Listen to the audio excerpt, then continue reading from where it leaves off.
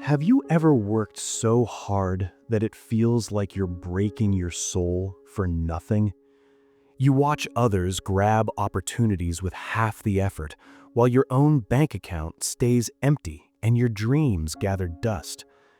You feel like a fool for believing in yourself, standing just 1 inch away from a miracle you cannot see.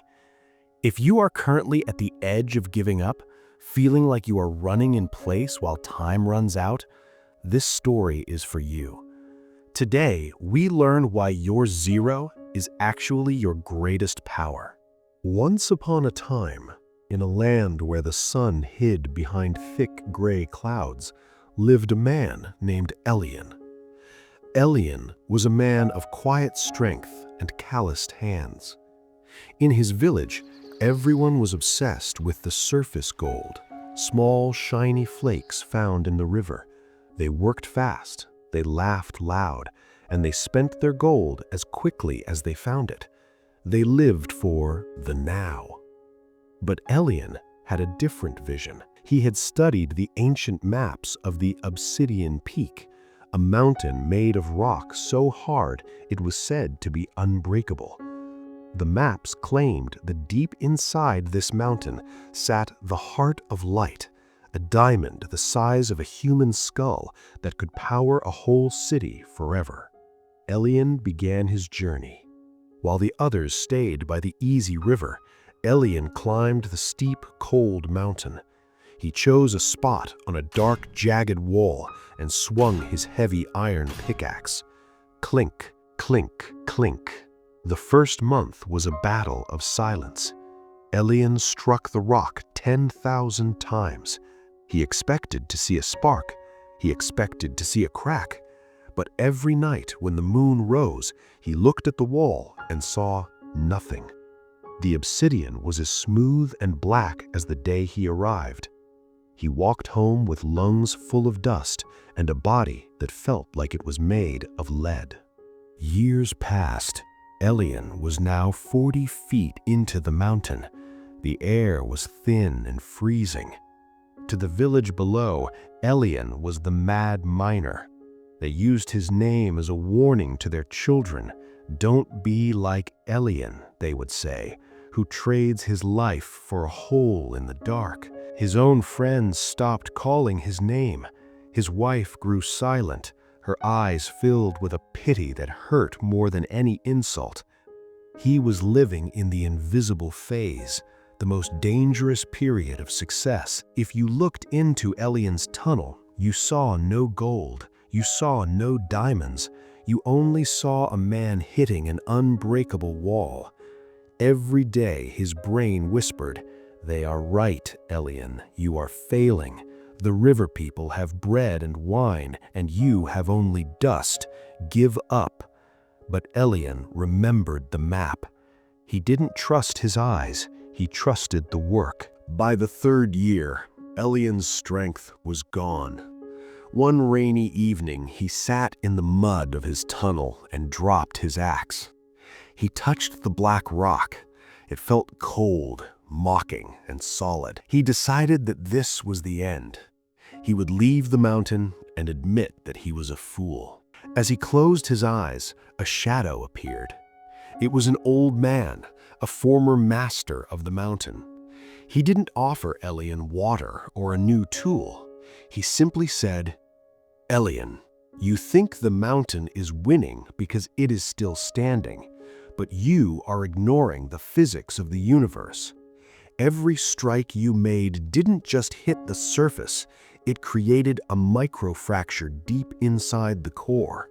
You have been tenderizing the mountain for 1,000 days. The rock is not solid anymore, it is exhausted.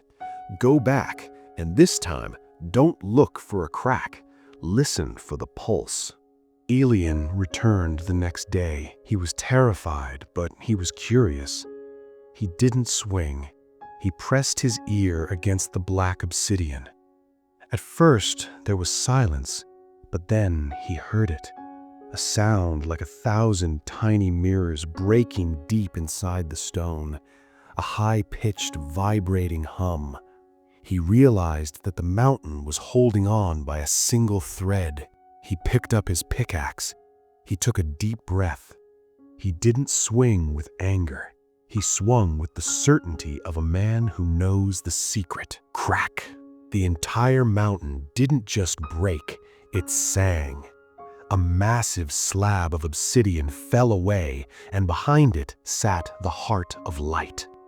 It was so bright it turned the dark tunnel into a cathedral of fire. The brilliance could be seen from the village miles away. Elian didn't just find a diamond, he found a legacy that would last 10 generations. He was the only one who stayed for the final inch. My friends, there is a profound wealth lesson hidden in Elian's mountain. In finance and life, we call this the critical mass of success. Most people view progress as a straight line. They think, if I work 50 hours, I should see $50 worth of results. But true wealth, the kind that changes your family's future, is exponential.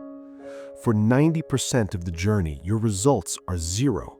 You save your money and you don't feel rich. You learn a new skill and you don't feel like an expert.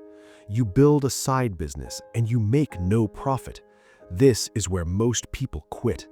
They quit because they are linear thinkers in an exponential world. But consistency is a storage tank.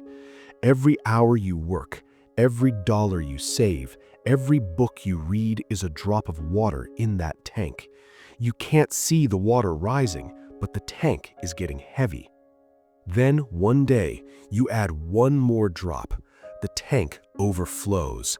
This is when the world calls you lucky or an overnight success.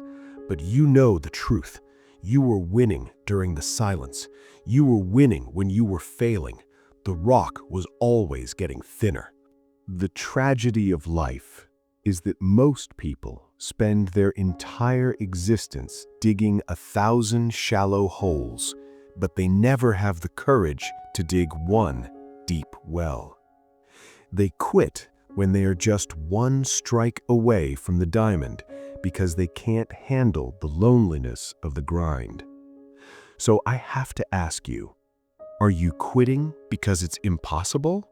Or are you quitting because you are tired of the nothing? Tonight, don't look at your bank account. Don't look at the views. Look at your hands. If you picked up the axe today, you are closer than you were yesterday.